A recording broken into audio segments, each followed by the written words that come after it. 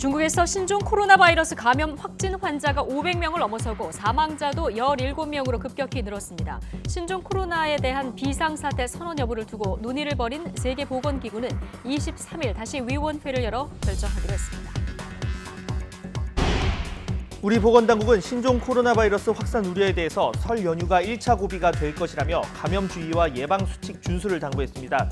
국내 확진 환자 1명은 안정적이고 의심 환자 21명은 모두 음성 판정을 받고 격리 해제됐습니다. 법무부가 청와대 선거 개입 의혹과 조국 전 장관 수사를 이끌었던 일선 검찰 차장 검사들을 전원 교체하는 중간 간부 인사를 단행했습니다. 청와대 관련 수사를 맡았던 실무 수사팀은 일부 유임됐고 삼성 합병 의혹 등 수사팀은 계속 수사를 맡습니다. 최강욱 청와대 비서관이 조국 전 법무부 장관 아들 인턴 증명서 위조에 가담한 혐의로 재판에 넘겨졌습니다. 최 비서관은 조 전 장관 아들의 인턴 증명서를 허위로 만들어준 혐의를 받는데 검찰은 오늘 최 비서관을 불구속 기소했습니다. 뉴스앤 이슈 2부 이어가겠습니다. 중국발 신종 코로나 바이러스 감염자가 570여 명으로 크게 늘어나면서 발원지인 우한에 대해서 한시적인 봉쇄령이 내려졌습니다. 중국 당국이 총력전에 나선 가운데 타이완과 홍콩, 마카오 등 중화권 전체에 비상이 걸렸습니다. 김태현 기자의 보도입니다. 감염자가 급증함에 따라 중국 정부가 신종 코로나 바이러스와의 전쟁에 나섰습니다. 발원지인 후베이성 우한에 대한 한시적 봉쇄가 시작되면서 대중교통이 모두 멈춰섰습니다. 우한 시내 버스와 지하철, 페리는 물론 도시간 노선 운영도 임시로 중단됐습니다. 우한시 당국은 특히 도시 내 거주자들이 특별한 사유 없이 우한을 떠나지 말 것을 권고했습니다.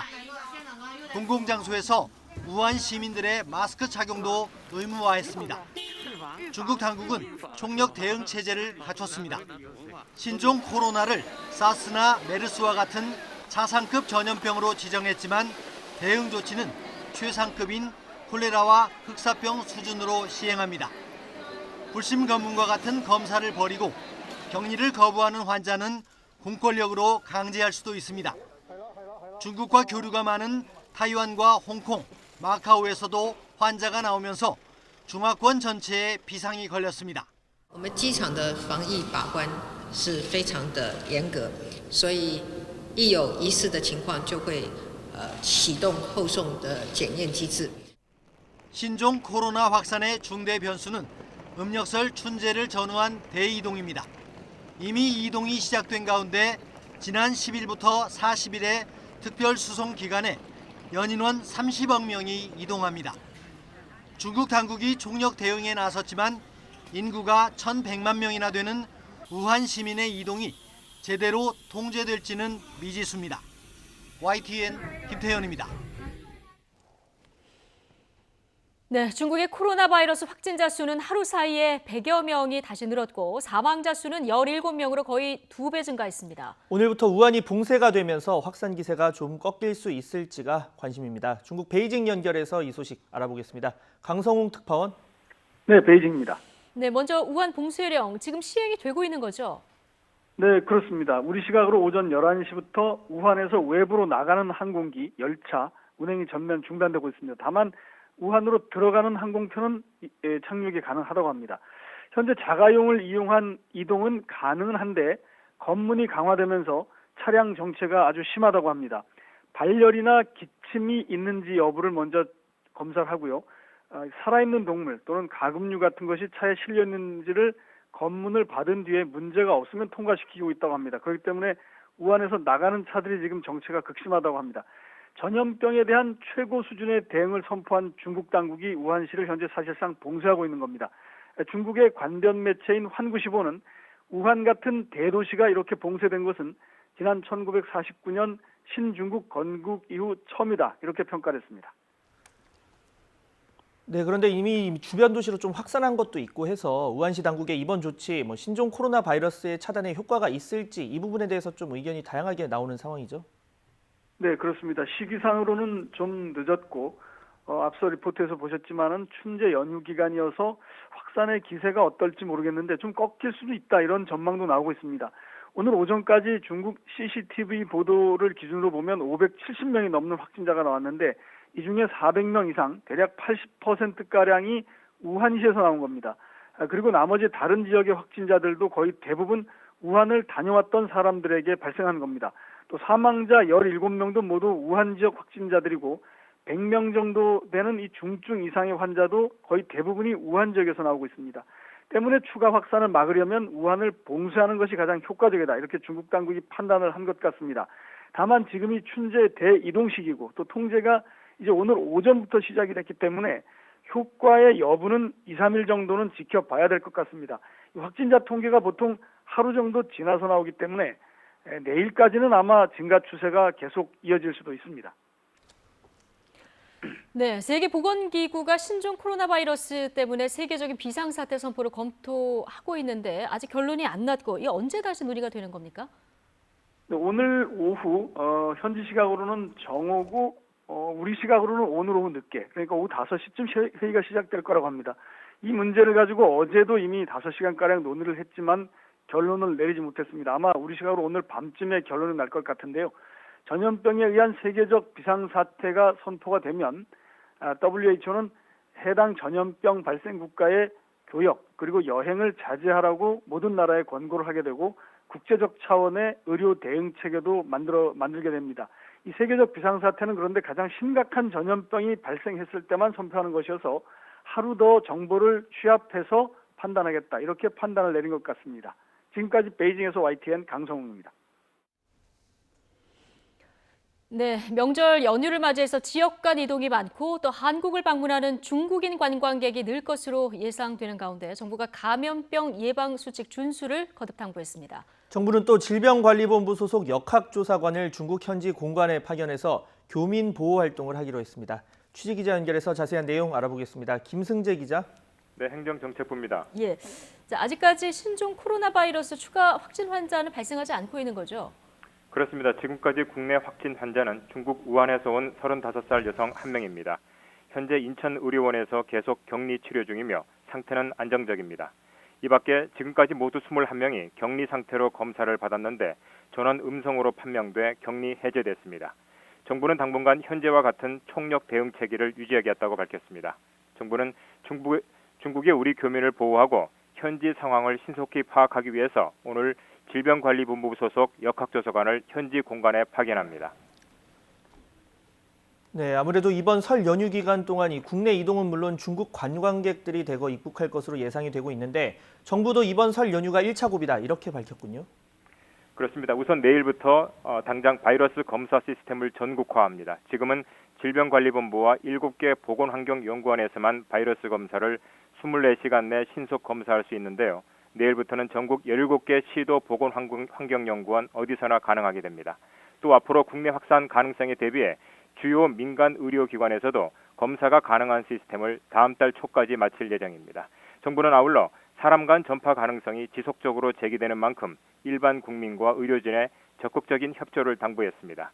연휴 기간 손 씻기를 꼼꼼하게 하고 호흡기 증상이 있을 때는 마스크를 쓰는 등 감염병 예방 행동 수칙을 반드시 지킬 것을 강조했습니다. 아울러 감염증 환자가 의심되면 곧바로 관할 보건소나 질병관리본부 콜센터인 1339로 신고해 줄 것을 당부했습니다. 지금까지 행정정책부에서 전해드렸습니다. 여야 정치권이 설 연휴를 앞두고 이번 설상에 오를 총선 화두를 앞다투어 던지고 있습니다. 민주당은 이낙연 전 총리를 종로에, 김두관 전 경남지사를 PK 지역에 투입하기로 했고 한국당은 기존 낡은 이미지를 벗고 대대적인 물갈이 작업에 들어가기로 했습니다. 국회로 가보겠습니다. 이승배 기자. 네, 국회입니다. 네, 설 밥상 화두를 잡기 위해서 여야 움직임이 분주한데요. 먼저 민주당부터 보면 이낙연 전 총리가 당 공동선대위원장직 그리고 종로 출마 당의 요구를 다 수락했군요. 예, 그렇습니다. 먼저 당의 결정에 따르겠다던 이낙연 전 국무총리 예상대로 정치 1번지 서울 종로 출마를 확정지었습니다. 또 공동선거대책위원장을 맡아서 이해찬 대표와 함께 민주당의 총선을 이끌게 됩니다. 이 전 총리는 민주당이 귀성 인사를 하는 서울 용산역에서 기자회견을 열고 이같이 밝혔는데요. 발언 내용 직접 들어보시겠습니다. 두 가지 일을 병행하는 것은 쉽지 않지만 그러나 영광스러운 책임입니다. 그 영광과 책임을 기꺼이 떠안겠습니다. 부산, 울산, 경남 지역인 이른바 PK 지역에서는 또 다른 거물급 인사가 투입이 됩니다. 현재 자신의 지역구인 경기도 김포냐 PK냐를 놓고 고심하던 전 경남지사 김두관 의원이 PK 지역에 출마하는 것으로 마음을 굳혔습니다. 출마 지역은 경남 양산 을입니다. 김 의원은 YTN과의 통화에서 이해찬 대표가 부산, 울산, 경남 지역이 어려우니 역할을 맡아달라고 요청을 했고 고심 끝에 양산 을 출마를 결정했다고 밝혔습니다. 이와 함께 4월 총선을 앞두고 악재로 떠올랐던 지역구 세습 논란과 관련해서 더불어민주당이 문희상 국회의장의 아들 문석균 씨에게 불출마를 정식으로 요구한 것으로 확인이 됐습니다. 민주당 핵심 의원은 설 연휴 기간 문 씨가 민주당의 불출마 요구를 받아들일지 결정할 것으로 본다고 말했습니다. 문석균 씨는 지난 11일 출판 기념회를 열고 아버지 문희상 의장의 지역구인 경기도 의정부 갑 출마를 공식 선언했지만 지역구 세습 논란이 거세게 일었습니다.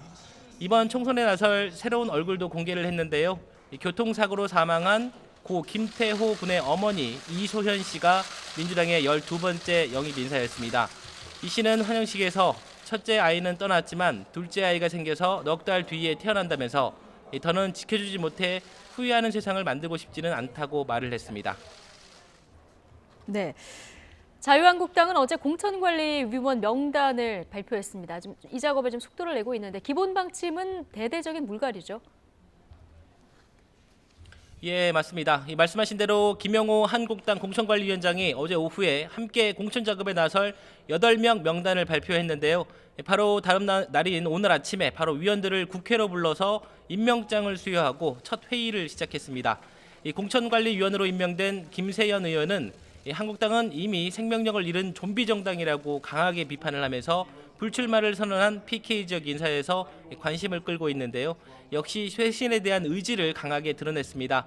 김 의원의 발언 들어보시죠. 저에게 부여된 직무를 다하기 위해서 최선을 다하겠습니다. 오직 애국심과 양심 딱 이 두 가지만 가지고 직무에 임하겠습니다. 한국당은 명절 전에 공관위 회의를 시작하면서 하루라도 빨리 고삐를 조여서 공천 작업과 총선 규칙을 만들겠다는 의지를 내비쳤습니다. 공관위원 인적 구성과 지금까지 나온 발언들을 종합해보면 대대적인 물갈이는 당연해 보입니다. 대상은 한국당의 기득권이라고 할 수 있는 이른바 친박 의원들이 될 것으로 예상이 되고 있습니다. 황교안 대표는 어제 신년 기자회견에서 현역 의원 절반을 교체하겠다고 공언을 했고요. 김영호 공관위원장도 자신을 찾아오면 불이익을 줄 거라고 엄포를 놓은 만큼 어느 정도 수준일지 궁금해집니다. 벌써부터 반발도 예상되는데요. 오늘 공관위 회의 도중에 심재철 원내대표가 갑자기 이기는 공천을 해야 한다면서 대대적인 물갈이에 대해 견제구를 던지기도 했습니다. 동시에 한국당은 6차 영입 인사를 발표했는데요. 이번에는 이미지 전략가인 허은하 씨를 영입했습니다. 허 씨는 20대에 창업해 20년 이상 브랜드 이미지를 연구해왔고 정치인과 기업 임원의 개인 브랜딩 코치 등으로 활동을 하고 있습니다. 허 씨는 입당 환영식에서 한국당을 국민 눈높이에 맞게 공감하고 소통할 수 있는 정당으로 탈바꿈하겠다고 포부를 밝혔는데요. 한국당이 어떻게 달라질지 기대가 됩니다. 영입 뒷얘기도 밝혔습니다. 염동열 한국당 인재영입위원장이 한국당의 때를 벗겨달라고 호소를 했고 그 말에 마음이 움직였다고 합니다. 지금까지 국회에서 YTN 이승배입니다. 법무부가 오늘 오전 검찰 중간 간부와 평검사 등 검사 759명에 대한 인사를 단행했습니다. 서울중앙지검 일선 수사를 지휘해온 차장검사 4명이 전부 교체됐고 또 유재수 감찰무마 의혹을 수사한 동부지검 차장검사도 바뀌면서 2차 물갈이가 이뤄졌다 이런 평가도 나오고 있습니다. 중앙지검 부장검사들도 사실상 전부 교체됐지만 중요 수사를 진행 중인 부장검사들 일부는 유임됐습니다. 취재기자 연결해서 자세한 내용 알아보겠습니다. 조성호 기자. 네, 대검찰청입니다. 네, 지금 이 청와대와 여권 관련 수사를 맡아온 서울중앙지검 차장검사들 반년 만에 전부 교체된 거죠? 네, 법무부가 오전 10시쯤 다음 달 3일자로 단행되는 검사 759명의 인사 명단을 발표했습니다. 먼저 지난 13일자 인사로 이성윤 서울중앙지검장이 새로 부임한 데 이어 일선 수사 책임자인 차장검사들도 모두 교체됐습니다. 청와대 선거 개입 의혹 수사를 지휘하는 신봉수 2차장은 평택지청장, 조국 전 장관 일가 의혹을 수사했던 송경호 3차장은 여주지청장으로 자리를 옮기게 됐습니다. 신자용 1차장은 부산 동부지청장, 한성리 4차장도 대구 서부지청장으로 전보됐습니다. 이정현 서부지검차장이 1차장으로 전보됐고 우병우 전 민정수석 수사를 담당한 이근수 방위사업청 파견 방위사업감독관이 신규 임용을 거쳐 2차장을 맡게 됐습니다. 신성식 부산지검 1차장이 3차장, 김옥준 순천지청장이 4차장으로 부임하게 됩니다. 유재수 감찰무마 의혹 수사를 지휘한 홍승욱 서울 동부지검 차장도 천안지청장으로 발령났습니다. 특히 이 사건과 관련해 조국 전 장관 불기소 의견을 낸 심재철 신임 대검 반부강력부장에게 장례식장에서 항의한 양석조 선임연구관은 대전고검 검사로 사실상 좌천됐습니다. 이로써 청와대와 여권 관련 수사를 맡았던 차장급 실무 책임자들은 전원 교체됐습니다. 네, 앞서 검사장급에 이어 이 차장 검사들까지 전부 바뀌면서 2차 물갈이가 이뤄진 것으로 보이는데 지금 진행 중인 수사팀에도 변화가 있는 상황입니까? 네, 진행 중인 수사팀에 변화가 없진 않습니다. 서울중앙지검 부장검사들도 사실상 전부 교체됐습니다. 특히 조국 일가 의혹 수사를 담당했던 고형곤 반부패 수사 2부장은 대구지검 반부패 수사부장으로 전보됐습니다. 다만 사회적으로 관심을 끄는 사건을 수사하거나 공소 유지하고 있는 부장검사들은 일부 유임됐습니다. 청와대 선거 개입 의혹 수사를 진행 중인 김태은 공공수사 2부장이 유임돼 수사를 이어가게 됐습니다. 삼성 승계 의혹을 수사하는 이복현 반부패 수사 4부장은 직제 개편으로 새로 생긴 경제범죄 형사부장으로 자리를 옮겨 사건을 계속 맡을 것으로 보입니다. 유재수 감찰무마 의혹 사건과 관련해 수사와 재판을 이어가는 이정섭 동부지검 형사 6부장도 유임됐습니다. 앞서 지난 20일 검찰 인사위원회에서 당연직 위원인 구본선 대검차장은 수사의 연속성 등을 고려해 인사 규모를 최소화하는 게 좋겠다는 의견을 냈고 다른 위원들도 공감한 것으로 알려졌습니다. 고검검사급 중간간부 680명 가운데 252명이 전보 발령을 받았는데 지난해 8월 6일자로 단행된 인사 대상이 620명이었던 것에 비춰볼 때 예상보다 상당히 줄어든 규모입니다. 추미애 장관도 검찰 반발 등 후폭풍을 우려해 이런 의견을 일부 받아들인 것으로 보입니다. 다만 새로 부임하는 차장검사들과 기존 수사팀이 어떤 호흡을 보이냐에 따라 갈등의 불씨는 남아 있습니다. 지금까지 대검찰청에서 YTN 조성호입니다. 네, 이렇게 법무부가 서울중앙지검 차장검사 전원 교체를 발표한 날 검찰은 조국 전 장관 아들 인턴 증명서 위조에 가담한 혐의를 받는 최강욱 청와대 공직기강 비서관을 불구속 상태로 재판에 넘겼습니다. 수사팀은 이성윤 서울중앙지검장 결재 없이 윤석열 검찰총장의 지휘를 받아서 기소한 것으로 확인돼 파장이 예상되고 있습니다. 취재기자 연결해서 자세한 내용 알아보겠습니다. 박서경 기자. 네, 서울중앙지검입니다. 네, 최 비서관 앞서 검찰에 출석하지 않았었는데 검찰이 결국 이 소환 조사 없이 최 비서관을 재판에 넘기기로 한 거죠? 네, 서울중앙지검 반부패 수사 2부는 오늘 조국 전 장관과 관련해 최 비서관을 업무방해 혐의 공범으로 불구속 상태로 재판에 넘겼습니다. 최 비서관은 지난 2017년 변호사로 활동하던 시절 조국 전 장관 아들 조모 씨가 자신의 사무실에서 인턴을 했다며 허위로 증명서를 만들어 입시에 활용하게 한 혐의를 받고 있습니다. 어제 반부패 수사 2부는 이성윤 지검장에게 최 비서관에 대한 기소 의견 보고서를 올렸지만 이 지검장은 최종 결재를 하지 않고 밤늦게 퇴근한 것으로 알려졌습니다. 결국 검찰은 윤석열 검찰총장 지휘를 받아 중앙지검 차장 정결로 최 비서관에 대한 기소를 결정했습니다. 직접 조사하지는 않았지만 50쪽 분량 서면 진술서를 받아 충분한 입장을 들었고 확보한 증거와 참고인 진술 등을 통해 혐의를 입증할 수 있다고 결론 내린 것으로 보입니다. 앞서 청와대는 조 전 장관 아들이 실제 인턴 활동을 했다며 검찰이 최 비서관 기소를 검토했다는 보도는 조작 수사이자 비열한 언론 플레이라고 반발했습니다. 또 최 비서관이 피의자 신분 전환 통보를 받은 적이 없고 참고인 신분이기 때문에 이미 제출한 서면 진술로도 충분하다고 설명했습니다. 그러나 서울중앙지검 관계자는 업무방해 혐의를 받는 피의자 신분으로 최 비서관에게 3차례 소환을 통보했지만 아무런 대답을 듣지 못했다고 말했습니다.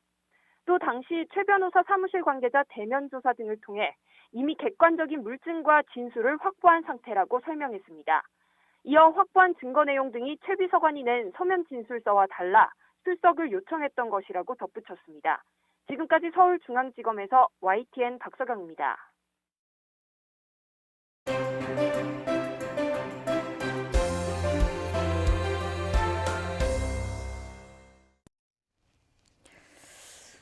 네, 민심의 바로미터라 할 수 있는 밥상머리 민심. 이번 설에는 어떤 이야기들이 오갈까요? 설 연휴를 앞둔 오늘 총선을 치러야 될 정치권은 어느 때보다 분주해 보입니다. 자세한 이야기 이종훈 정치평론가, 김성환 시사평론가 두 분과 나눠보겠습니다. 어서 오십시오. 안녕하세요. 안녕하세요. 네, 본격적인 설 명절에 앞서서 여야는 설 민심 잡기에 총력을 기울이고 있습니다. 오늘 정치권에서는 어떤 이야기들이 나오고 있는지 관련 영상 먼저 보시겠습니다.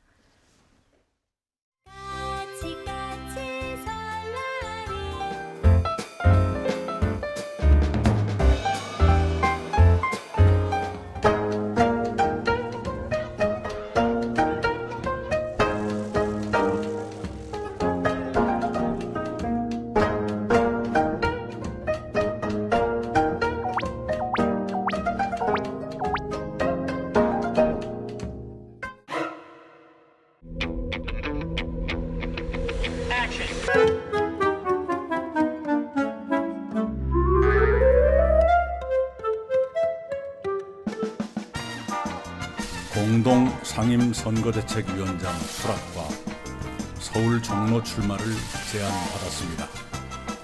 저는 이 대표님의 제안을 엄숙하게 받아들입니다.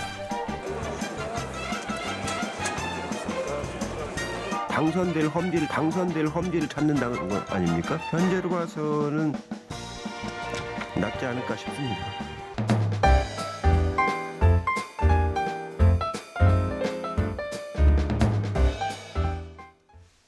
네, 설 밥상에 화두가 먼저 올라야 되니까요. 오늘 정치권 굉장히 분주하게 돌아가고 있습니다.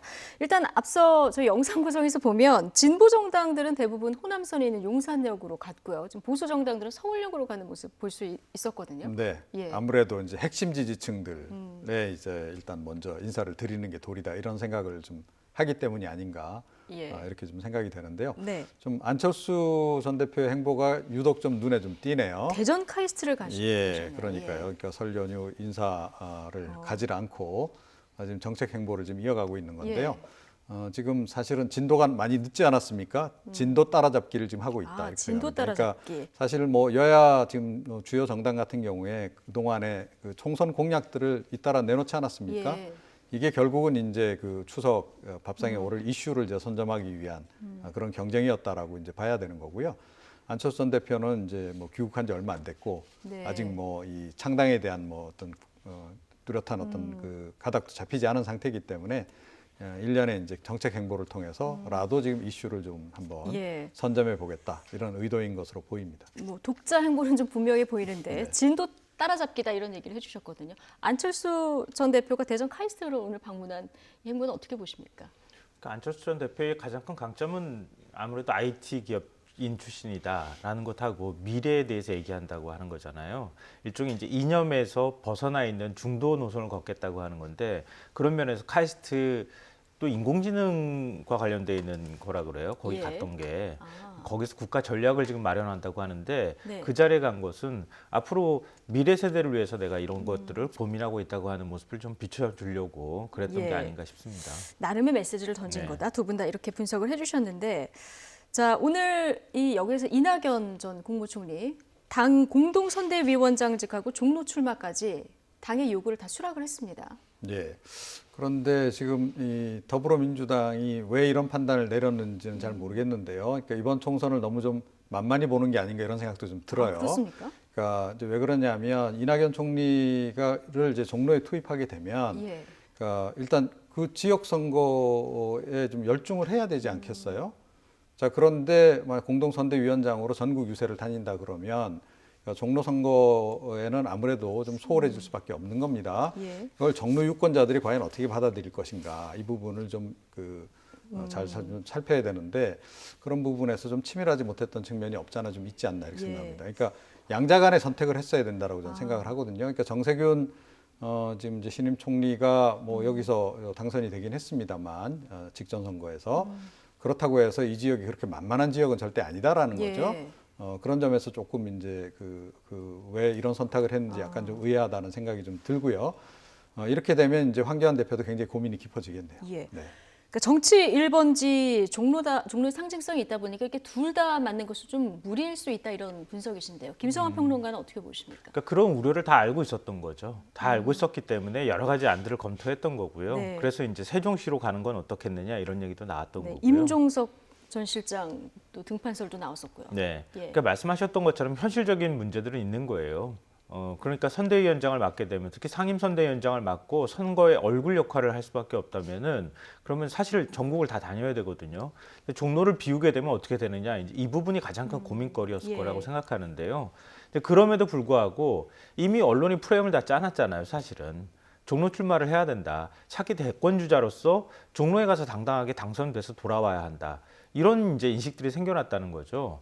더군다나 이낙연 전 총리 같은 경우에는 또 호남 출신이기도 하고요. 그러니까 어떤 방식으로든 호남을 딛고 전국의 어떤 인물이 되어야 할 필요성도 있었다고 하는 거죠. 특히 이제 서울과 수도권에서 종로에서 그 국회의원에 당선이 될 경우에 다음번 차기 대선을 염두에 둔다면 나름의 호남을 극복하고 새로운 어떤 미래에 대해서 얘기할 수 있는 그런 이제 장점들을 가질 수 있다는 거죠. 그러니까 네. 탈지역화될 수 있는 뭔가 이슈를 만들어낼 수 있는 이제 그런 디딤돌 역할을 할 수도 있을 것이다 이렇게 봤다고 생각이 되고요. 근데 뭐 물론 이제 선거를 그 전체적으로 진두지휘하는 과정에서 종로를 소홀히 했을 경우에 나타날 수 있는 문제는 충분히 있다고는 보는데 아마 그런 부분들을 적절하게 조화하려고 노력하지 않을까 싶습니다. 예. 지금 대선 주자 선호도 보면 여론조사에서 이낙연 전 총리가 계속 부동의 1위를 차지하고 있는데 이렇게 되면은 아까 황교안 대표의 선택이 어떻게 될까 굉장히 궁금하다고 하셨잖아요. 네, 그 고민이 많이 될 수밖에 없는 네. 거죠. 이렇게 되면 이제 똑같이 프레임을 짜서 이제 들어갈 수밖에 없는 상황이 좀 되는 겁니다. 예. 자, 그러면 이제 동일하게 이낙연 이제 전 총리처럼 공동선대위원장을 맡으면서 종로 출마를 하는 이런 카드를 지금 고민하지 않을 수 없는 상황이 지금 그 카드도 돼버린 겁니다. 고민하고 있을까요? 예. 그렇죠. 안 네. 그러면 이제 피해간다라는 얘기가 좀 나올 수밖에 없단 말이에요. 비례대표설도 나오고. 예. 그렇죠. 그러니까 이제 뭐 아마 이낙연 총리가 그렇게 전국 선거를 뛰는 방향으로 이제 간다라고 그러면 본인도 아마 그렇게 갈 생각을 좀 했을 겁니다. 비례대표를 받고. 그런데 지금 이제 이 더불어민주당에서 일단 이렇게 프레임을 짠 이상은 여기에 지금 그 맞대응하지 않으면 안 되는 상황이 지금 돼버린 거예요. 자, 이렇게 되면 황교안 대표도 이 동일한 구조로 이 종로에 지금 들어가야 되는 그런 이제 상황인데 네. 뭐 장애투쟁하던 그 결기로 봐서는 뭐 당연히 그렇게 하실 것 같긴 한데 과연 그렇게 하실지 모르겠네요. 그러니까 황교안 대표가 어떤 험지를 내가 갈 것이다 아직 얘기를 명확히 안 하고 있기 때문에 아까 이해찬 대표 얘기 들어보셨지만 당선될 험지 이런 얘기를 하거든요. 지금 그래서 양쪽이 서로 다 좀 눈치를 봤던 거죠. 누가 먼저 종로 출마 선언을 하느냐 그 시기를 좀 재고 있었다고 생각이 되는데요. 그래도 이낙연 전 총리가 먼저 토속을 두는 것이 낫겠다고 판단했던 것 같아요. 그래서 설 직전에 지금 밥상머리 민심에 이낙연 전 총리가 종로에 출마한다는 것을 좀 올릴 필요가 있었다. 이제 이렇게 생각이 되고요. 그런 면에서 이 전 총리가 먼저 종로 출마에 대해서 지금 돌을 던져놨으니 그럼 황교안 대표가 이걸 받을 것이냐 말 것이냐 이렇게 고민을 할 수밖에 없는데 그 돌 옆에 둬야 될 것인지 아니면 전혀 다른 수를 둬야 될 것인지 갈림길에 서 있거든요. 근데 제가 볼 때는 이미 그 선점을 이 전 총리가 해버렸기 때문에 황교안 대표가 그걸 그대로 따라가는 모양새가 맞는 걸까라고 하는 고민을 하고 있지 않을까 싶어요. 그러니까 그런 면에 있어서 가장 큰 명분이 되는 것은 결국 보수대 통합이 아닐까 싶어요. 그러니까 보수대 통합을 하고 그 보수대 통합을 하는 과정에서 황교안 대표의 그 어떤 직함이나 직위를 어떻게 받을 것이냐. 예를 들면 뭐 공동 선대위원장이 되는 것인지 아니면 어떤 형태든 간에 역할을 해야 되지 않겠습니까? 그 역할을 생각하면서 아마 판을 짤 가능성이 있다. 그러니까 꼭 종로 출마만 고집할 것 같아 보이지는 않다고 생각합니다.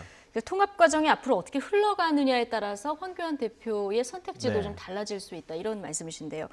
이 보수 통합에 앞서서 지금 한국당이 혁신 공천에 좀 공을 들이는 이런 모습입니다. 황교안 대표 공천에서 현역 의원 50% 교체하겠다 이런 얘기도 했고요. 20대에서 40대까지를 30% 정도 하겠다 이런 얘기를 했는데 상당히 큰 폭입니다. 그렇긴 한데요. 그러니까 이 김용호 위원장을 지금 이제 공천관리위원장으로 좀 임명을 지금 한 상태 아닙니까? 그러면 공천관리위원장이 이 얘기를 하셔야죠. 대표가 할 얘기는 아니다. 예, 그렇습니다. 그래서 오히려 지금 황 대표는 좀 뒤로 빠져야 되는 거죠. 이 부분에 있어서는. 안 그래도 지금 친한계 공천이 이루어지는 거 아니냐라고 하는 얘기가 좀 많이 있고 그것이 과연 유리하겠느냐. 오히려 친한계 이렇게 판별을 받으면 오히려 그게 불리할 수도 있다. 뭐 이런 얘기까지 지금 당내외에서 지금 나오는 그런 상황인데 공천에 관해서까지 좀 저렇게 구체적으로 수치 제시를 하면서까지 이야기할 일은 좀 아니지 않았나. 그거보다는 오히려 지금 제가 보기에는 지금 발등에 지금 불이 떨어졌어요. 이낙연 총리가 지금 종로에 출마하겠다라고 하는 바람에 발등에 불이 떨어진 거거든요. 네. 아마 이번에 그러니까 설 연휴 밥상에서 그 얘기 가장 먼저 할 겁니다. 사람들이. 자, 황교안은 과연 어떻게 나올까? 이건데 이럴 때는 사실은 결단력을 보여줘야 되는 거죠. 설 시작되기 전에, 그렇습니다. 연휴 시작되기 전에요. 그래야 이슈 선점을 할 수 있는 건데 그런 부분에서 사실은 그 황 대표가 이제 아무래도 정치 경력이 좀 일천한 그런 상황이어서 과연 그런 감각까지 발휘할 수 있을지 지금 잘 모르겠네요. 오늘이나 내일 안에는 그런 메시지가 나와야 되는 자꾸 건데요. 종로를 밀고 계시는 것 같은데요. 좋은 평론가요? 네. 근데 황교안 대표 입장에서는 종로가 굉장히 부담스러울 수밖에 없어요. 만약에 종로 출마를 그냥 먼저 선언을 해버린다면 당 통합의 모양새, 보수 통합의 모양새가 제대로 안 나오는 상황에서 나중에 잘 합의가 안 됐어요. 그러니까 그 명분이 떨어지게 되면은 혼자 종로로 그냥 갔다가 떨어진다. 그러면 정말 타격이 클 수 있거든요. 그래서 제가 아까 말씀드렸던 것처럼 종로 출마라는 게 보수 통합이라는 거하고 연계될 수밖에 없을 것이다. 이렇게 말씀을 드린 건데요. 그러니까 좀 그럴듯하게 보수 통합의 명분도 만들어내고 당의 공천 혁신도 이뤄가는 모습들을 보여주면서 거기에 맞춰서 나도 역시 험지에 나가서 종로가 이제 험지로 인식될 수도 있으니까요. 그러니까 거기에 나가서 지든 이기든 뭔가 끝장을 보겠다고 하는 그런 결기를 보여주고 모두 다 그런 결기로 이번 선거를 임해라. 그러니까 이런 신호가 나와줘야 되는데 그 신호를 제대로 발산을 못한 상태에서 종로로 가면 진짜 황교안 대표만 떨어지고 많은 선거가 될 수도 있을 것 같아요. 제가 볼 때는. 물론 만만한 선거는 아니지만. 근데 저는 뭐 두 분이 종로 나가는 거 바람직하다라고 생각 안 합니다. 일단 그 말씀을 먼저 드리고, 그리고 이제 그 황 대표가 지금 상황에서 사실은 그 이낙연 전 총리의 종로 출마 카드를 좀 무색하게 만들 수 있는 카드는 딱 한 가지밖에 없어요. 안철수하고 통합한다.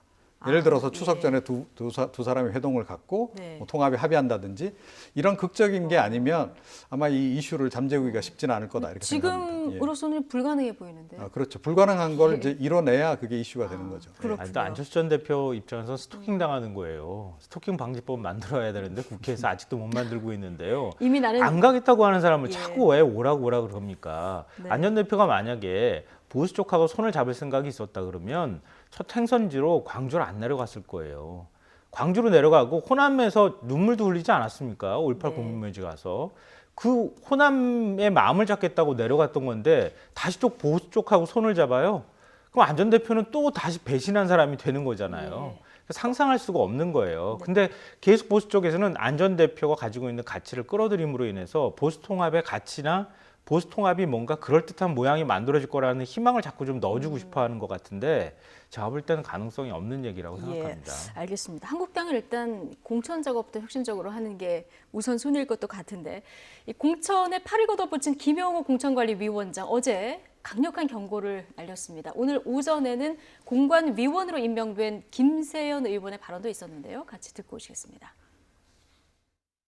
자유한국당의 물리적인 완전한 해체가 실현 가능하지 않은 상황이라면 공천관리위원회 직무를 맡아서 최선을 다하는 것이 제가 불출마 뜻을 밝혔던 취지를 구현하는 차선책은 될 수 있겠다는 판단에서 오직 애국심과 양심 딱 이 두 가지만 가지고 직무에 임하겠습니다.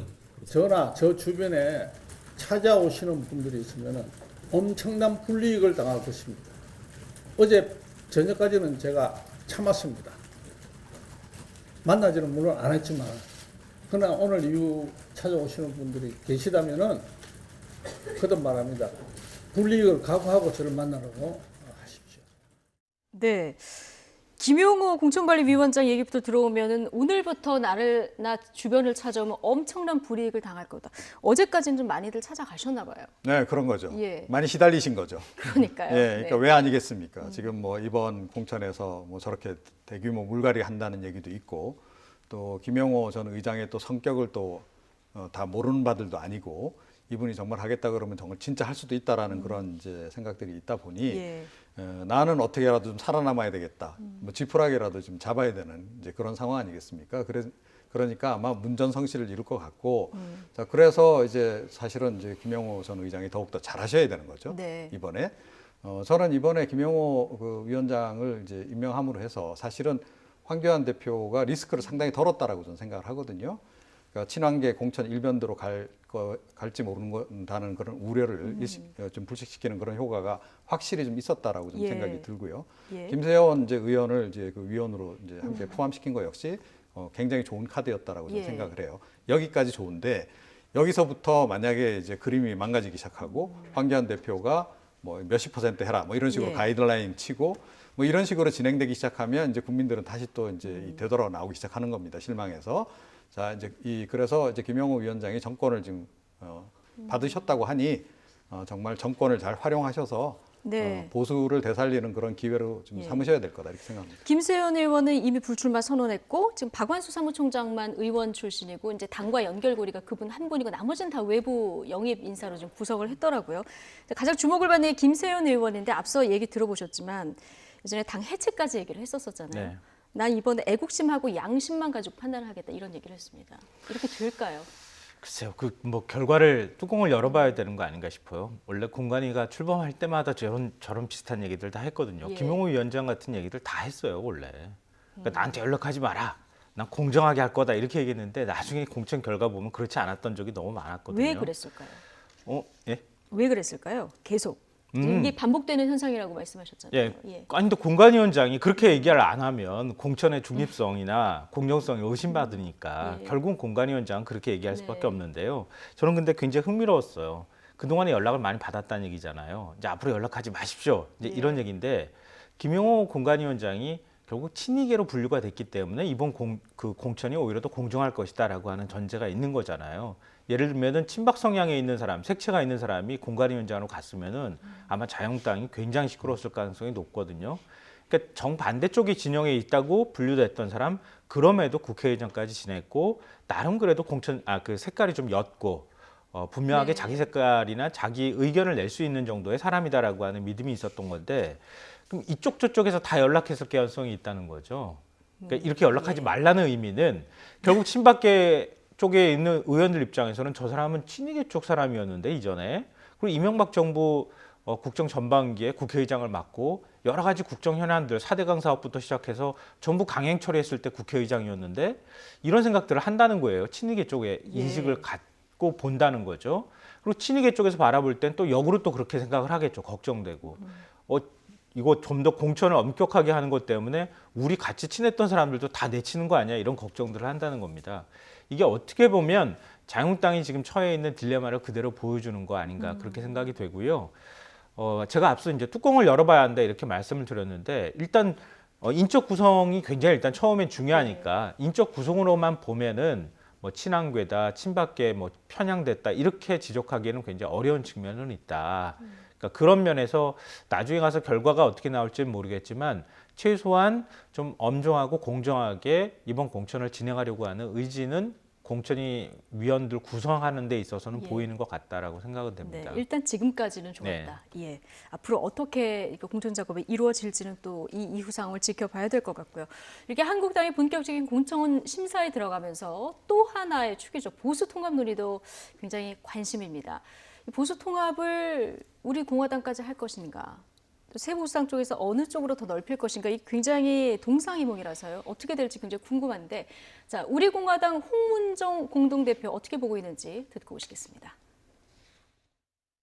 유승민 대표와 그 통합 논의에서 뭐 어떤 형태로든지 저는 통합이 되리라고 봅니다. 지금 뭐 엄청나게 정치적으로 뭐 이런저런 얘기를 하고 있으나 공천 싸움이거든요. 공천 해달라는 거거든요. 한국당 아니고 새보수당으로 출마해서 당선될 사람이 죄송합니다만은 하나도 없어요. 자기 공천만 받으면 그 다음에는 뭐 공화당이 탄핵한 사람들 다 없어져야 된다. 뭐 그 사람들 묻고 가야 된다. 이런 거에 대해서 그 사람들이 신경 쓸 여유가 없어요.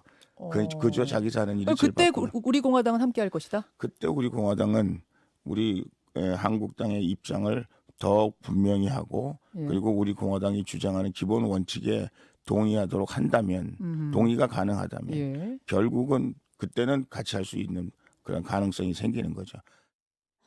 네. 새 보수당 이름으로 나가서는 당선이 힘들다. 한국당과도 이제 뭐 분열될 것이다. 그러니까 공천 문제에 관심이 있다 보면은 나중에 우리 공화당도 합류할 수 있다. 뭐 이런 얘기로 들리는데요. 네, 처음에는 이 통합에 굉장히 냉소적이셨잖아요, 이분이. 그렇죠. 그러다가 이제 뉘앙스는 좀 달라진 것 같아요. 기류가 점점 바뀌어서 결국 이제 두 당이 통합하고 나면 그 다음에는 우리하고 이제 통합이 자연스럽게 이루어질 거다라고 지금 이야기를 하는 거고 기대감 섞인 지금 전망을 지금 내놓고 있는 건데요. 그렇게 될지는 좀 두고 봐야 되고 사실은 그렇게 가는 것이 자유한국당에 바람직한지도 사실은 고민을 좀 해봐야 되는 거죠. 그러니까 대대적으로 한쪽에서 공천 혁신을 지금 하고 있는 그런 마당인데 뭐 하겠다고 지금 이야기를 하고 있는 그런 마당인데 그런데 뭐 도로 친박계 내지는 다분히 좀 극우 성향이 강한 그런 우리 공화당하고 다시 통합을 한다. 이게 과연 그 앞으로 이 통합된 어떤 그 보수 신당에 나갈 방향이냐 하는 거죠. 네. 저는 뭐 이거는 좀 문제가 상당히 될 수 있다라고 저는 봐요. 예. 그리고 그동안에 지금 자유한국당이 국민들로부터 지지를 받지 못했던 가장 결정적인 이유 중에 하나가 혁신위원회를 많이 꾸렸지만 사실은 제대로 혁신을 못한 거잖아요. 혁신의 핵심은 친박계 청산인데 그걸 못한 거 아닙니까, 그죠? 이번에도 그걸 못 해낸다면 이거는 사실은 이제 다시 국민들이 지지를 얻어내기가 굉장히 어려워지는 겁니다. 그래서 홍문정 의원 같은 경우는 저렇게 기대감을 가지고 얘기를 하지만 아마 전략 방향이 약간 바뀔 가능성이 있다라고 저는 생각을 하고요. 사실은 김용호 그 위원장이 내막적으로 보자면 실질적으로 거의 혁신위원장이나 다름이 없는 겁니다. 지금 이 국면에서는. 그리고 실제로 그런 역할을 해줘야 된다라고 저는 보거든요. 그렇게 하지 않으면 자유한국당의 기회는 돌아오지 않는다 이렇게 생각합니다. 유승민 의원은 우리 공화당까지 합하는 건 절대 반대다. 지금도 이렇게 얘기를 하고 있는데 황교안 대표는 지금 여지를 두고 있는 이런 상황 아니겠습니까? 박근혜 전 대통령을 아직도 지지하는 이런 분들의 어떤 민심 이런 걸 좀 고려한 걸까요? 저는 유승민 의원은 같이 할 수도 있다고 생각하는데요. 뭐 조원진이나 우리 공화당에서 같이 할 가능성은 거의 없다. 없다, 결론적으로. 이렇게 말씀드리고 싶은데요. 왜냐하면요. 홍문정 대표하고 지금 조원진 대표하고 서로 등을 돌리고 있다는 얘기가 나와요. 그러니까 지난 주말 집회 때도 홍문정 대표는 서울 광화문에서 몇백 명하고 같이 집회를 했고 우리 공화당 공식적인 태극기 집회는 부산에서 있었어요. 조원진 대표가 내 눈에 흙 들어가기 전에는 절대 지금 저 탄핵에 찬성한 사람들하고 함께 할 수 없다고 하는 입장이거든요. 그러니까 왜 그러냐면은 예를 들어서 자유한국당이 친박계 청산을 한다고 해서 TK 의원들을 물갈이를 한다고 치죠. 그럼 TK 의원들 지금 거기에 반발하는 의원들이 적지 않을 거거든요. 그럼 그 의원들 어디 가겠습니까? 그리고 조원진 대표나 우리 공화당이 지역 내 경쟁으로 보면 최소한 TK에서만큼은 해볼 만한 싸움이라고 지금 생각하고 있거든요. 그러니까 연동형 비례대표제, 준연동형 비례대표제가 도입되면서 정당 지지율도 어느 정도 나올 가능성도 있고요. 최소한 그래도 연동형으로 뭐 몇 석이든 간에 받을 가능성이 있거든요. 그러니까 조원진 원내대표는 합당해가지고 합당이라고 하더라도 형식적으로는 그렇게 얘기하지만 끌려 들어가 봐야 친박계 다 청산되고 이 뭐가 있느냐. 그러려면 그냥 정당 득표율만. 네, 명분도 잃고 아무것도 남는 게 없다. 그러니까 그냥 우린 독자 생존해도 살아남을 가능성이 높다라고 보는 거예요. 그리고 또 기다리는 거죠. 친박계 공천 물갈이 있고 난 다음에 우리 쪽으로 올 가능성이 있고 내가 끌어들이겠다고 하는 자신감이 있는데 홍문정 대표는 뭐 나중에 합류를 했지만 홍문정 대표는 결이 조금 다르잖아요. 그러니까 홍문정 대표는 같이 하는 쪽으로 자꾸 지금 가고 있는 것 아닐까. 또 본인의 지역구도 또 수도권이기도 하고요. 그러니까 그런 면에 있어서 서로 이해관계가 다른 거 아닌가 싶습니다. 어려운 문제라서요. 어디까지 이제 모이고 또 흩어질지 좀 지켜봐야 되는 상황이고요. 설 밥상에 아마 이 화두도 많이 올라올 것 같습니다. 다음 주제로 넘어가 보겠습니다. 오늘 오전에 검찰 인사가 설 전에 있었습니다. 일단 청와대와 여권 관련 수사 맡아온 서울중앙지검 내 차장검사들은 전원이 교체가 된 거죠? 예, 그렇습니다. 그러니까 뭐 상징적으로 한두 명 정도 남기고 다 이제 교체. 사실상이라고 얘기하는 게 맞을까요? 뭐 전원 교체라고 이제 봐야 될 것 같고요. 그러니까 뭐 이걸 어떻게 볼 건지는 뭐 국민들이 잘 아실 거라고 생각하는데 뭐 워낙 이제 지난번 그 검찰 수뇌부 그 인사부터 의도가 분명했던 그런 인사였기 때문에 이번 인사를 보면서 뭐 놀랄 분들은 별로 없을 거다라고 생각합니다. 자, 그런데 이게 사실은 역대급 그 수사 개입 또는 수사 방해 인사로 기록이 될 가능성이 굉장히 높다라고 저는 생각을 해요. 그래서 저는 좀 걱정이 됩니다. 그러니까 나중에 이 뒷감당을 과연 다 어떻게 하시려고 하는지 나중에 어느 순간인가는 이제 정권 교체가 될 텐데 정권 교체되고 난 다음에 이 문제는 결국 이렇게 되면 다시 파헤쳐질 가능성이 굉장히 높은 거고요. 이렇게 되면 이번에 이런 결정들 내린 분들 다시 또 곤욕을 좀 치러야 될 그런 그 상황이 올 수도 있다 이렇게 생각을 합니다. 예. 지금 대부분 차장검사들이 교체가 됐고 부장검사들 일부 대부분 교체가 됐지만 뭐 선거 개입 의혹 부장, 삼성 수사 관련 부장, 뭐 유임된 분들 몇 분이 남아 있습니다. 지금 이종훈 평론가께서는 오늘 인사 발표 내용을 봤을 때 역대급 수사 방해 인사다 이런 평을 해주셨는데 김성환 평론가는 어떻게 보십니까? 전 동의하지 못하는데요. 예. 그동안에 얘기 나왔던 게 뭡니까? 법무부에서 직접 개편 안 나왔잖아요. 검경 수사권 조정에 따라서 어찌됐든 직접 수사부서가 상당히 사라질 수밖에 없는 게 현실이고 또 그게 맞는 방향이기도 하고요. 전문부서 일부 남겨놓는 건 뭐 그거는 현실적으로 필요한 부분이라고 하는 여론이 있었고요. 그리고 검찰 내부에서 나왔던 얘기나 외부에서 또 지적 나왔던 게 뭡니까? 최소한 수사를 담당하는 수사가 지금 남아있는 특히 청와대를 향한 관련 수사가 남아있는 수사 실무자는 남겨둬야 한다. 이게 그동안에 나왔던 논리였어요. 근데 지금 여기 있잖아요. 감찰무마하고 선거 개입 담당하고 있는 부장검사 유임했잖아요. 근데 지금 이제 청와대를 향하는 수사라고 우리가 흔히들 얘기하는 게 감찰무마 의혹이잖아요. 그거는 조국 전 법무부 장관의 직권남용 혐의하고 관련이 있는 거고요. 이미 조 전 장관 직권남용 혐의에 대해서는 공소 제기했습니다. 그럼 그 재판을 받으면 되는 거예요. 더 수사가 남아가지고 수사를 많이 할 부분들은 없어요. 그거는. 그럼 결국은 이제 하명 수사와 관련되어 있는 부분입니다. 그러니까 그 하명 수사와 관련되어 있는 의혹에서 위에 차장검사는 여러 개의 수사부서를 거느리고 있는 거잖아요. 그 차장검사는 전체적으로 직접 개편에 따라서 인사가 날 수는 있지만 그 담당하는 수사의 부장검사는 남겨뒀잖아요. 그러니까 그게 저는 청와대가 그 정도까지는 건드리지 말아야 되겠다고 하는 최소한의 선을 지키는 선 안에서 인사를 냈다고 보는 거거든요. 절충이 된 거다. 네. 그러니까 그게 또 검찰이 요구했던 바 아닙니까? 그러면은 윤석열 검찰총장이 인사 하나도 하지 말고 건드리지도 마십시오 이렇게 얘기하지는 않았잖아요. 그동안에. 그러니까 수사에 영향을 미치지 않을 만큼의 최소한의 실무 담당자는 남겨두고 전체적으로 직접 개편하고 또 검경 수사권 조정이 있는 부분에 있어서 인사를 낼 부분은 낼 수밖에 없는 게 현실이었기 때문에 그 최소한의 선은 지키려고 노력한 거 아니냐. 전 그렇게 평가합니다. 예. 그런데 그러니까 실제로 그러니까 지난번에 이제 검찰 수뇌부 이제 인사 있고 난 다음에 이런 이제 의혹이 제기되고 했을 때 뭐 청와대 설명도 그랬고 문재인 대통령조차도 이거 뭐 수사와 관련 없는 거다라고 지금 얘기를 하지 않았어요. 수사 그대로 진행하면 된다라고. 예. 자 그런데 뭐 최근에 뭐 언론 보도에 많이 나왔습니다만, 그러니까 실제로 지금 뭐 수사에 지금 이번에 새로 교체된 분들이 들어가서 뭐 기소하는 부분에 대해서 반대 의견을 내고, 그래서 이제 얼마 전에 상갓집에서 그 항명 사태도 있었던 거고, 이런 일들이 벌어지고 있는 거죠. 그런 와중에 또 이제 이번 인사까지 이제 전격적으로 단행이 된 겁니다. 그러니까 이미 진행되고 있는 수사 마무리되고 나서 인사를 전 했어야 좀 마땅하다라고 생각을 해요. 추미애 장관이 신임 장관으로 들어온 다음에 검찰 조직에 대해서 다시 파악하는 시간도 사실은 제대로 없었던 거잖아요. 예. 그런 과정에서 거의 청와대 안 그대로 받아서 시행한 거나 다름이 없는 이런 식으로 지금 이제 일괄 지금 진행이 되고 있는 이런 건데, 자 그러다 보니까 지금 사실은 더 추가해서 수사할 부분들에 대한 수사들이 지금 다 막혀버렸어요. 자 그러니까 예를 들어서 유재수 전 그 부산 경제부시장 감찰 무마건 관련해서도 현재까지 지금 드러난 그런 인물들 말고 백원우 뭐 민정비서관이라든가 이런 사람들에 대해서도 수사가 필요하고 기소를 지금 하려고 검찰은 생각하고 있으나 이것이 조금 차단이 돼 버리잖아요. 그리고 그 윗선들도 지금 수사 더 해야 되는데 마찬가지 중단. 그러니까 이쯤에서 그냥 빨리 마무리를 지금 짓도록 하겠다라는 게 청와대 의도 같은데, 자 이런 식으로 과거에 했던 적이 있느냐는 거예요. 그러니까 이 실제로 지금 뭐 그런 일이 없었으면 모르겠지만 실제로 청와대 관련해서 인사들이 관련된 부분들이 드러나서 수사가 진행되는 상황에서 이렇게 대규모로 인사를 했던 전례가 없다. 그래서 제가 자꾸 나쁜 전례 말씀드리는 것이 이거 역시 나쁜 전례가 되는 거예요. 나중에 정권이 바뀌어서 보수 정권이 뭐 이런 식으로 마구잡이로 본인들 의도대로 이렇게 해버린다 그러면 그때 뭐라고 하실 거냐는 얘기입니다. 그런데 지금 양석조 선임연구관이 상갓집에서 뭐 누구 검사냐 뭐 이렇게 당신이 검사 맞냐 뭐 이렇게 얘기했다고 하는 게 그게 절대선처럼 얘기하고 계시는데요.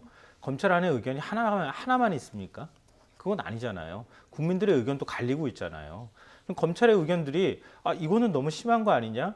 아니 수사는 더 해야 됩니다. 이런 토론이라든가 서로 의견 제기도 못 합니까? 의견 제기하는 사람에 대해서 당신은 누구 편이야 이렇게 얘기하는 것만 그게 꼭 선이고 나머지 다른 의견 제기하는 사람은 수사 방해하는 사람입니까? 그 전제도 전 조금 문제가 있다고 생각하고요. 그리고 지금 말씀하셨지만 뭐 백원우 전 민정비서관 말씀하셨잖아요. 이미 제가 알기로는 2차례나 조사받았거든요. 그리고 그동안에 검찰이 어떻게 했습니까? 청와대 몇 번 압수수색하고 국무총리실 압수수색하고 압수수색할 만큼 다 했잖아요. 경찰청 본청까지도 압수수색했어요. 그럼 더 이상 뭘 더 어떻게 수사를 하라는가, 더 뭐 근거를 확보하기 위해서 더 이상 뭘 어떻게 해야 되는 겁니까? 그럼 관련돼 있는 팀에 있는 사람이 남아서 부장검사가 그동안에 확보한 증거라든가 이런 것들을 가지고 추가로 만약에 기소할 사람 있으면 기소하면 되는 거예요. 지금 서울중앙지검장 이성윤 지검장이 바뀌었다거나 아니면은 뭐 심재철 반부패 수사부장이 바뀌거나 이것만 가지고만 우리 몇 가지 사례만 가지고만 이게 뭐 수사 방해를 위해서 이렇게 한 것이다라고 단정하기에는 아직 좀 이르지 않나 싶습니다. 아니 그리고 당장 임종석 전 그 비서실장 같은 경우에도 검찰에 소환 좀 조사하려고 하는데 지금 응하지 않고 있잖아요. 제가 보기엔 끝까지 응하지 않을 것 같아요. 이번에 인사 이제 됐으니 또 당분간 또 응하지 않겠죠. 아니요, 그건 이런 식으로 구체적으로 좀 얘기를 이런 식으로 대응을 지금 임종석 전 비서실장이 피의자입니까? 피의자 아닌 걸로 제가 알고 있거든요. 피의자인지 아닌지 참고인인데 근데 피의자라는 얘기도 좀 흘러나오곤 있죠. 조사 받으러 오라 그랬을 네. 때 참고인인데 조사 안 받을 수도 있어요. 그거 가지고 임종석 비서실장과 관련해서 그동안의 혐의가 뭐가 나온 게 있죠? 예, 알겠습니다. 지금 어쨌든 두 분 얘기에도 의견이 갈리지만 여당은 검찰 수사가 과했기 때문에 검찰에 대한 지금의 인사가 정당하다 이런 입장을 좀 견지하고 있는 거고요. 한국당은 지금 비판의 수위를 높이고 있습니다. 검찰 간부 인사 지난번 인사 때 한국당이 추미애 장관을 이제 직권남용 혐의로 고발을 했는데 이번에도 또 고발을 예고했습니다. 듣고 오시겠습니다. 만일 2차 대학살이 가시화되는 경우 우리 당은 추미애 장관을 또 고발하겠습니다. 직권남용 권리행사 방해 혐의입니다. 이 모두가 청와대를 향하는 검찰의 칼날을 부러뜨리겠다는 명백한 수사 방해입니다. 검찰을 장악하고 선거에서 이기기만 하면 된다는 얄팍하기 이럴 데 없는 꼼수의 연속입니다. 썩은 내가 진동하는 이런 의혹들을 권력의 힘으로 뭉개려 하지만은 끓어오르는 민심의 바다는 결코 이를 놔두지 않을 것입니다.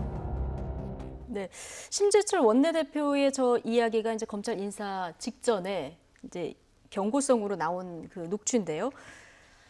어떻게 들으셨습니까? 한국당은 그런데 좀 너무 이제 고발 고소가 많아져서 이 부분이 혹시 또 역풍으로 작용하지는 않을까요? 그러니까 정당들이 자꾸 고소 고발에 나서는 건 좀 바람직하지 않다라고 저는 생각을 합니다. 검찰 수사 가지고 왈가왈부를 하는데 자꾸 이제 또 검찰로 가져갑니다. 그렇죠. 그러니까 이 오히려 지금 정치권에서 할 수 있는 일이 있잖아요. 예. 국정조사를 할 수도 있는 것이고, 그 다음에 뭐 특검을 추진할 수도 있는 거고 그런 거 아니겠어요? 국회에서 할 수 있는 일에 일단 집중을 좀 더 하는 게 좋을 것 같고, 이거 고소 고발 같은 거는 자유한국당이 굳이 나서지 않아도요. 보수 단체들도 있고 나설 단체들이 아마 꽤 있을 겁니다. 자, 그렇게 좀 분리해서 좀 해라. 왜 자꾸 이렇게 사법부 정치적인 이슈를 자꾸 이렇게 사법부로 끌고 가서 문제를 뭐 이게 본인들 생각에는 이렇게 해서 이슈화가 된다라고 생각하는데 별로 이슈화도 되지 않을 뿐만 아니라 그러니까 이 바람직하지도 않다. 이런 좀 지적을 하지 않을 수 없습니다. 오늘 시간이 얼마 안 남아서요. 오늘 또 하나 이제 아침에 들어온 속보인데 조국 전 장관 아들에게 허위 인턴 증명서 써준 의혹을 받고 있는 그 최강욱 청와대 비서관 집 서면 조사만 받고 있는 상황인데요. 기소를 하느냐 마느냐 이제 검찰 내에서 이견이 있었던 것 같고 오늘 기소가 이루어졌습니다.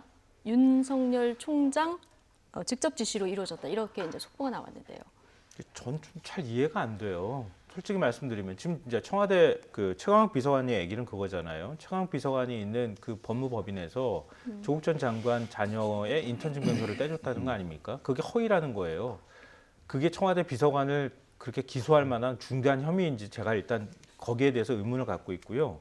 또 하나는 최강욱 비서관 얘기를 들어보면 퇴직한 직원한테 전화 한 통화 걸어가지고 그때 혹시 인턴 활동했습니까 안 했습니까 얘기를 하니까 그 직원이 이건 저한테 물어봐야 될 문제가 아니고 제가 답변하기 곤란하다는 식으로 얘기해서 잘 몰라요 저는. 그리고 끄는 걸 가지고 인턴 활동 안 하고 난 다음에 그리고 인턴 증명서 떼줬다 이렇게 지금 검찰이 수사 결과 내놨다는 거 아닙니까?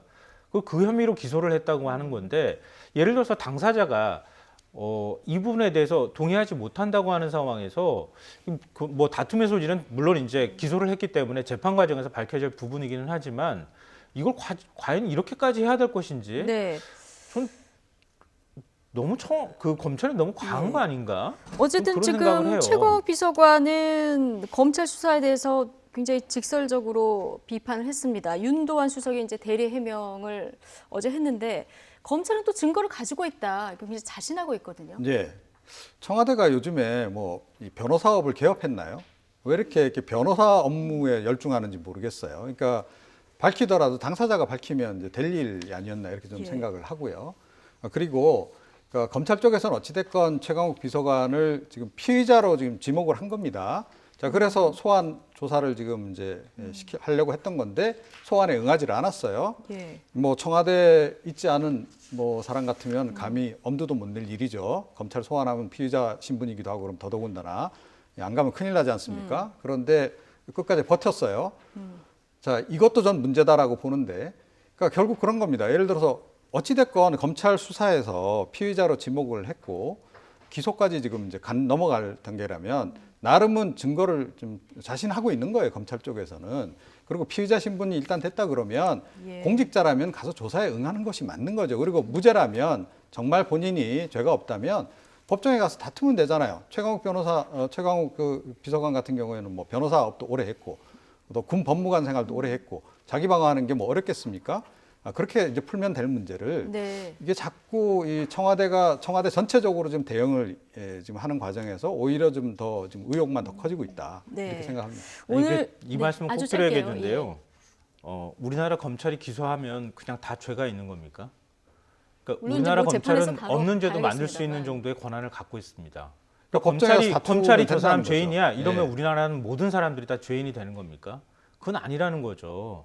그러니까 그거에 대해서 왜 검찰의 행위만 모든 게 다 옳고 다른 사람의 행위는 다 잘못됐다는 식으로 얘기를 하는 것은 저는 이해가 잘 안 되거든요. 그동안에 검찰이 기소했다가 무죄 판결 난 게 얼마나 많습니까? 이전 정부 때 검찰이 제대로 수사했습니까?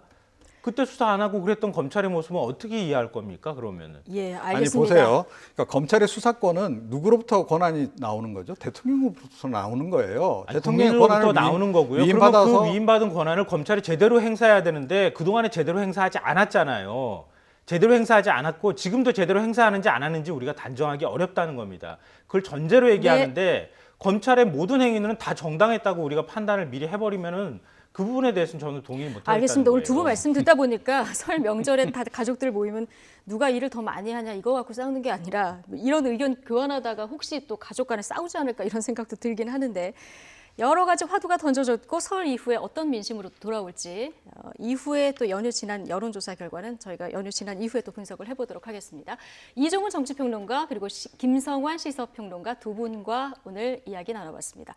고맙습니다. 두 분 새해 복 많이 받으시고요. 네, 새해 복 많이 받으십시오.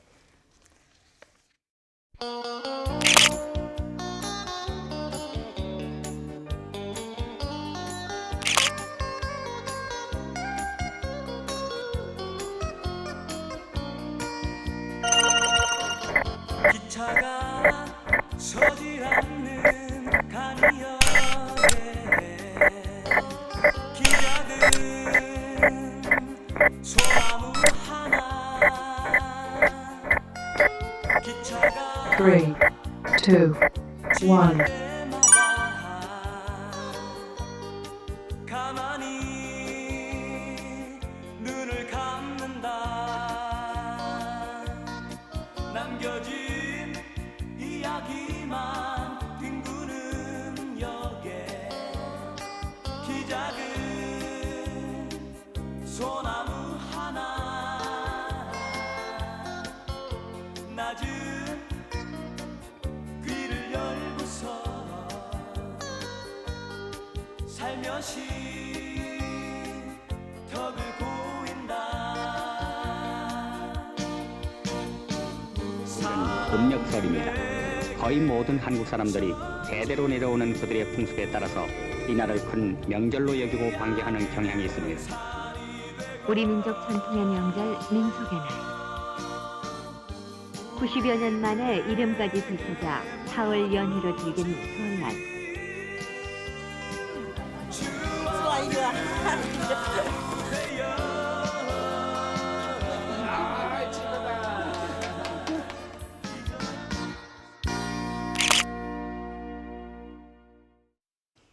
네, 연휴 앞두고 선물 준비하시는 분들 많을 텐데요.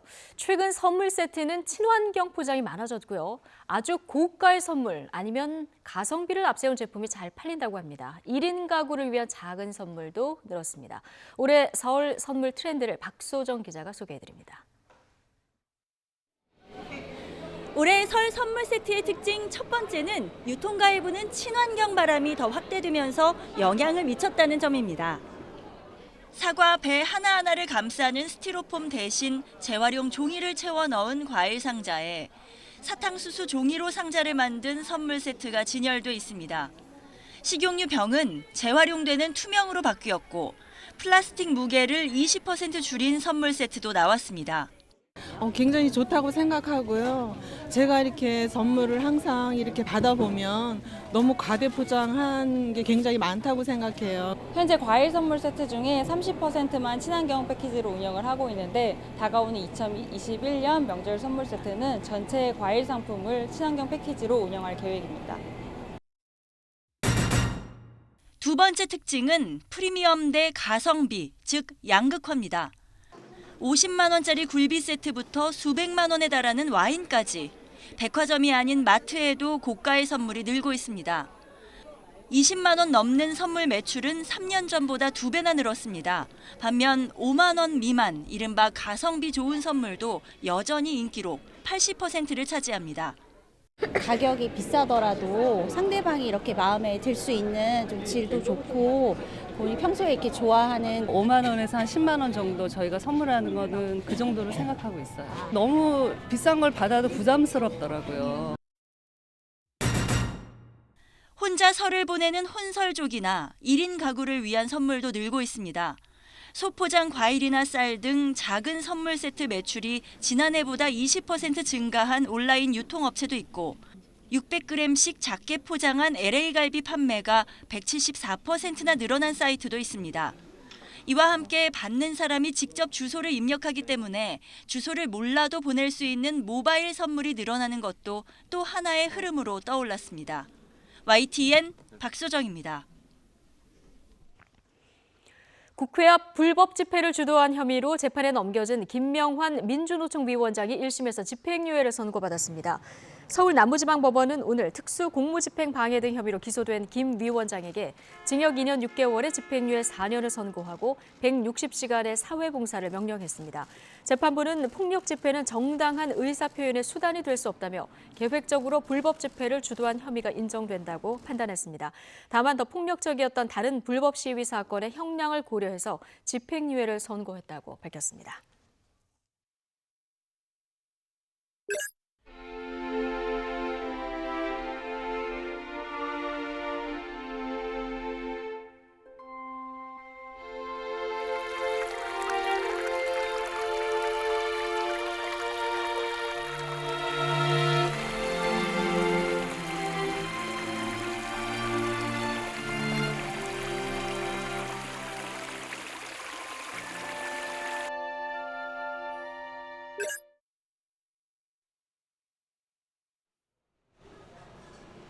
저는 지금 서울 마포구에 위치한 망원시장에 나와 있습니다. 설 명절을 이틀 앞두고 이곳 망원시장은 많은 사람들로 북적이고 있는데요. 이렇게 시장 한가운데 나와 있으니 고소한 가래떡 냄새도 많이 나고 있고요. 전을 부치는 정겨운 소리도 들려오고 있습니다. 이번 설 차례상은 우리 전통시장에서 알뜰하게 준비해 보셔도 참 좋겠습니다. 오늘은 전국적으로 맑은 하늘이 함께하겠습니다. 다만 일부 지역에서 미세먼지 농도가 높게 나타나겠는데요. 이 대기가 정체되면서 중서부와 일부 영남 지방을 중심으로 초미세먼지 농도가 나쁨 수준을 보이는 곳이 있겠습니다. 이 낮 동안 기온이 크게 올라서 포근하겠습니다. 서울과 대구의 낮 기온이 10도, 대전과 광주가 13도로 어제보다 2도에서 8도가량이 높겠습니다. 설 연휴 내내 큰 추위는 없겠지만 비나 눈이 자주 내리는 궂은 날씨를 보이겠습니다. 우선 연휴 첫날인 내일은 강원 영동과 경북 동해안에, 설 당일에는 제주도에 비가 오겠고요. 귀경 행렬이 시작되는 일요일에는 영동과 남부, 제주도에 강풍을 동반한 비나 눈이 내리겠습니다. 특히 연휴 마지막 날인 월요일에는 비와 눈이 전국으로 확대할 것으로 보여서 귀경길 교통 안전에 유의하셔야겠습니다. 설 명절을 앞두고 많이 분주하실 텐데요. 나흘간 이어지는 이번 설 연휴에는 가족들과 행복한 시간 보내시는 것도 좋겠습니다. 지금까지 망원시장에서 YTN 신미림입니다. 목요일 뉴스앤이슈 마치겠습니다. 잠시 뒤 더 뉴스가 이어집니다. 시청해주신 여러분 감사합니다.